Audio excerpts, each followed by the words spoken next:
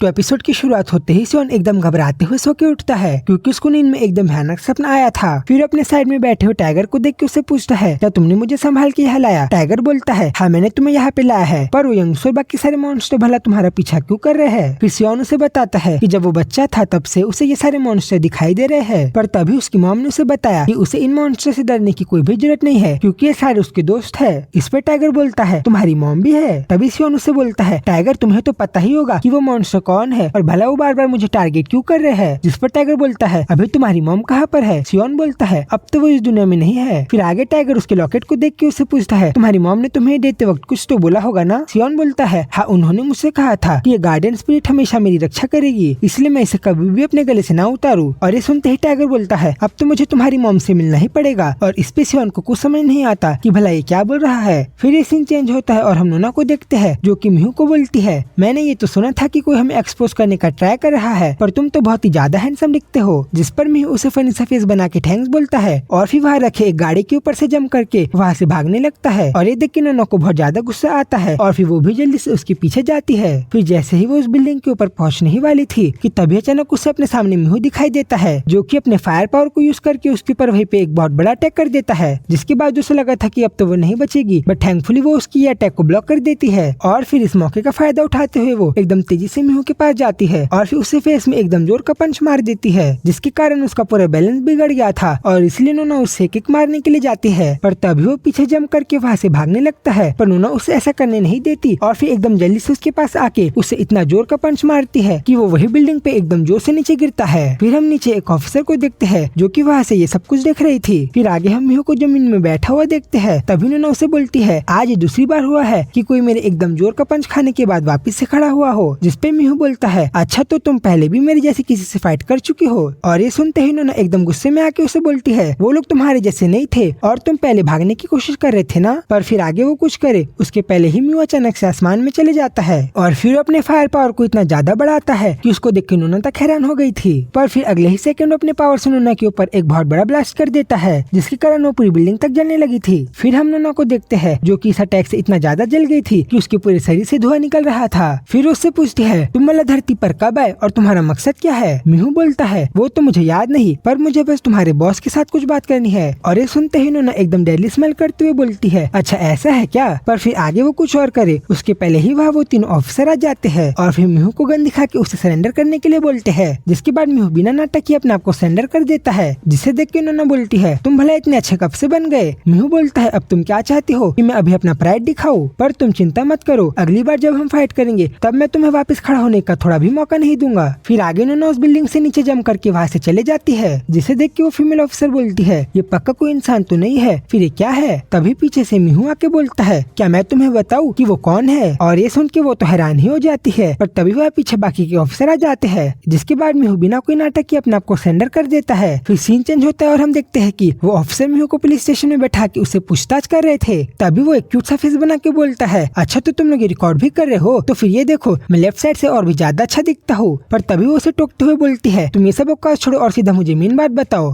तुम भला पहले से नोना के साथ फाइट क्यों कर रहे थे? जिस पर मिहू बोलता है, क्या तुम सही में अभी ये जानना चाहती हो? क्योंकि एक इंसान ने मेरे फायर अटैक को अपने हाथों से ब्लॉक कर लिया और फिर एक 5 फुट की बिल्डिंग में एक बार में जंप किया, क्या तुम्हें उसके बारे में कोई चिंता नहीं है? फिर ऑफिसर बोलती है, मुझे चिंता है, पर पहले तुम मुझे ये बताओ, तुमने अपने आप को इतना आसानी से क्यों पकड़ा लिया? मुझे लगता है कि तुम्हें हमसे पक्का कुछ न कुछ तो चाहिए। और ये सुनते ही मिहू बोलता है, तुम तो सही में एक डिटेक्टिव हो। फिर आगे वो ऑफिसर बोलती है, तुम असलियत में कौन से नाइनटेल फॉक्स हो? मिहू बोलता है, अच्छा तो तुम ये जानना चाहती हो? और फिर आगे उसे अपने असली नाइनटेल फॉक्स के रूप को दिखाता है, जिसको देखते साथ ही वहाँ के सारे ऑफिसर हैरान हो जाते हैं। और फिर आगे मिहू उन सबको बताता है कि इस दुनिया में इंसानों को छोड़कर और भी कुछ लोग हैं जो कि यहाँ पर रह रहे हैं। फिर आगे सीन चेंज होता है और हम कुछ घरों के बीच में एक बच्चे को देखते हैं जो कि कुछ बदमाशों को सॉरी बोल रहा था। तभी वो उसे कहते हैं, हमने तुम्हें बहुत टाइम दे दिया, तो क्या अब तुम हमारे लिए पैसे लाए हो? पर फिर आगे वो लोग कुछ और बोले उसके पहले ही वहाँ पीछे से एक आदमी आ जाता है, जिसको देख के उन तीनों बदमाशों में से एक लड़का बोलता है, ओए तो हमें क्या देख रहा है, चल जल्दी यहाँ से निकल जा। पर उन्हें लड़का उसकी बात नहीं सुनता और फिर अपने बैट को लेके अपनी जगह से उठने लगता है, जिसको देख के वो तीनों हंसते हुए बोलते हैं, तुम भला क्या करने वाले हो? क्या तुम हमें उस चीज से मारोगे या फिर तुम हमें मारने से भी डर रहे हो? और फिर ऐसे ही उसका मजाक उड़ाते हुए वो लोग उसके ऊपर हंसने लगते हैं। पर फिर अगले ही सेकंड में लड़का अपने बैट से उनमें से एक बुली को इतना जोर से मारता है कि वो एकदम तेजी से बिजली के खंभे से टकरा के वहीं पे नीचे गिर जाता है। और ये देख के बाकी की बुली तुरंत वहाँ से से भाग जाते हैं। फिर आगे हम वापिस से उस फीमेल ऑफिसर को देखते हैं जो कि मिहू को बोल रही थी, तो क्या तुम सही में चाहते हो कि हमें बिलीव कर ले कि तुम सही में एक नाइनटेल फॉक्स हो? जिसपे मिहू बोलता है, तुमने जितने भी गॉड के बारे में सुना है वो सब एक लेजेंड थे जो कि बहुत सारे डायमेंशन को पार करने के बाद यहाँ अर्थ में आए थे, वैसे ही जैसे तुमने सुपरमैन के बारे में सुना है। और एक गॉड रेंज करते हैं गॉड ऑफ वॉर से लेकर गॉडेस ऑफ ब्यूटी जो कि बहुत ही ज्यादा सुंदर है। और जब से उन्होंने ये अर्थ को ढूंढा है वो लोग तब से यही पर रह रहे हैं। फिर वो फीमेल ऑफिसर बोलती है, ठीक है मैं तुम्हारी बात पे बिलीव करती हूँ, और क्योंकि तुम्हें पहले से ही बहुत कुछ पता है मैं तुम्हें एक बात बताना चाहती हूँ कि हम लोग एक ऑर्गेनाइजेशन है जो कि डीमन सेन से रिलेटेड होने वाले सारे प्रॉब्लम को हैंडल करते हैं। और रही बात डीमन सेन के लीडर नोना की, तो हमें पहले से ही पता है कि वो कोई आम इंसान नहीं है। फिर आगे वो अपने मन में सोचने लगती है कि भला ये लड़का क्या क्या कर सकता है, मीन्स क्या होता अगर मैं उस टाइम इसके ऊपर गन फायर कर देती तो। तभी मिहू बोलता है मैं उससे डॉज कर लेता। फिर ऑफिसर से गन दिखा के बोलती है, अच्छा ऐसा है क्या? फिर आगे उसे बताती है कि उस बॉस का असली नाम सुडरवॉक है, पर हम लोग उसे नोना ही बोलेंगे। फिर सीन चेंज होता है और हम उसे कहीं जाते हुए देखते हैं। तभी वो किसी आदमी को देख के अपने सर को झुका लेती है। फिर वो उसे बोलता है, क्या तुम भी मेरे साथ ड्रिंक करना चाहती हो, क्योंकि शायद क्लब में कुछ ना कुछ तो हुआ है। जिस पर बोलती है, नहीं वह सब कुछ कंट्रोल में है। फिर आगे वो उससे बोलता है, तुम्हें थोड़ी सी चोट तो लगी है पर तुमने अच्छा काम किया। फिर आगे नोना बोलती है, क्या तुम मुझसे उस आदमी के बारे में नहीं पूछोगे? तभी वो बोलता है, उसका स्टार्टिंग से यही एम था कि हमारे काम के बीच में गवर्नमेंट इन्वॉल्व हो जाए, और ऐसा ही हो रहा है। और ये सुनते ही नोना गुस्से में बोलती है, मैं किसी भी इंसान से नहीं डरती। पर फिर उसको समझाता है कि अगर तुम सारे इंसानों को मार दोगी तो मैं रूल किस पे करूंगा। और फिर आगे वो उसे एक पेपर दे के बोलता है, तुम उस आदमी के पास जाके इसे उस लड़के को लाने के लिए बोलो, और क्योंकि हमारे ग्रुप का नहीं है तुम आगे किसी भी प्रॉब्लम में नहीं फंसोगी। और ये सुनने के बाद वो तुरंत वहाँ से चले जाती है। तभी उसे पीछे से एक दूसरी लड़की बोलती है, तुम्हारे अंडर काम करने वाले लोग तो बहुत ही ज्यादा लॉयल है जायंट स्नेक। और यही पे हमें पता चलता है कि इसका नाम स्नेक है। फिर स्नेक उसको बोलता है, वो मेरी एक बहुत बड़ी स्ट्रेंथ है, बिल्कुल एक टैंक की तरह, इसलिए मैं उसे जल्दी तुमसे मिलने के लिए लाऊंगा, क्योंकि वैसे भी उसे कभी न कभी तो तुम्हारे बारे में पता चलना ही है। फिर सीन चेंज होता है और हम वापस उस पुराने जगह को देखते हैं जहाँ पर वो तीनों लड़कों ने मार खाने के बाद अपने साथ कुछ और लड़के को लेके आए थे, ताकि वो लोग उस लंबे बाल वाले लड़के को आसानी से मार सके। पर वो लोग बस बात ही कर रहे थे और कोई भी उससे मारने के लिए आगे नहीं आ रहा था। इसलिए वो बोलता है, अगर तुम में से कोई आगे नहीं आ रहा तो मैं ही वहाँ आता हूँ। और फिर वो इतना तेजी से उनके पास आता है कि उनमें से आधे लोग तो पीछे ही फेंका जाते हैं, जिसके कारण उनके नाक से खून तक निकल रहा था। और फिर अपनी पूरी ताकत लगा के अपने बैट के अंदर अपनी पावर को डालता है, और फिर उसे उन बदमाशों को इतना जोर से मारता है कि वो सारे पीछे फेंका जाते हैं। पर फिर वो बिना रुके उनको वापस से मारता है, और इसी चीज का फायदा उठाते हुए उनमें से एक बदमाश एक चाकू को लेकर उसे पीछे से मारने के लिए आता है। पर फिर जैसे ही वो उसको चाकू मारता है उसका चाकू ही टूट जाता है, जिसके बाद वो आदमी उसे अपने कोहनी से इतना जोर से मारता है कि उसके मुंह से खून तक निकलने लगता है। फिर उसे देखकर बोलता है, तुम पक्का एक मॉन्स्टर हो ना? पर इसका वो कोई रिप्लाई नहीं देता और फिर अपने बैट से उसको एकदम जोर से मारता है। फिर अगले सीन में हमें दिखाई देता है कि वो सारे बदमाश मार खाने के बाद जमीन में लेटे हुए थे,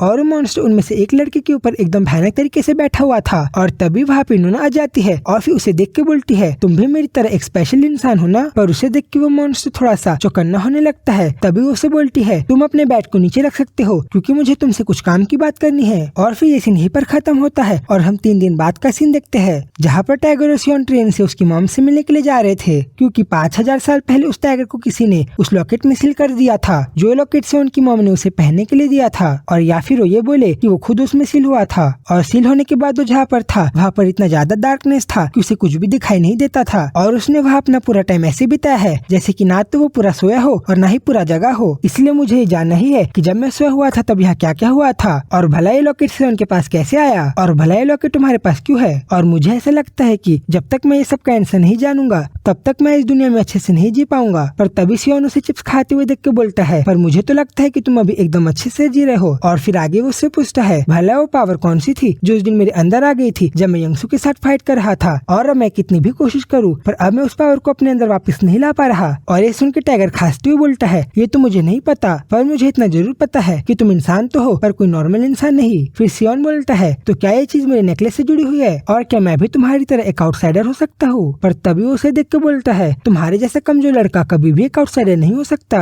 और हम आउटसाइडर एक दूसरे को आसानी से पहचान लेते हैं। और फिर वो ऐसा बोल ही रहा था कि तभी उसे फील होता है कि यहाँ पर कोई और आउटसाइडर भी आ गया है। फिर जैसे ही वो पीछे मुड़ता है उसे वहाँ एक इंसान दिखाई देता है, और ये और कोई नहीं बल्कि वो पहले वाला मॉन्स्टर लड़का है। और फिर उसको देखते साथ ही वो सियोन को जल्दी से चिल्ला के यहाँ से भागने के लिए बोलता है। और ये चैप्टर यहीं पर खत्म होता है। तो गाइस इसके आगे की स्टोरी जल्दी ही आएगी, तो उसके लिए चैनल को सब्सक्राइब कर लेना। तब तक के लिए बाय बाय।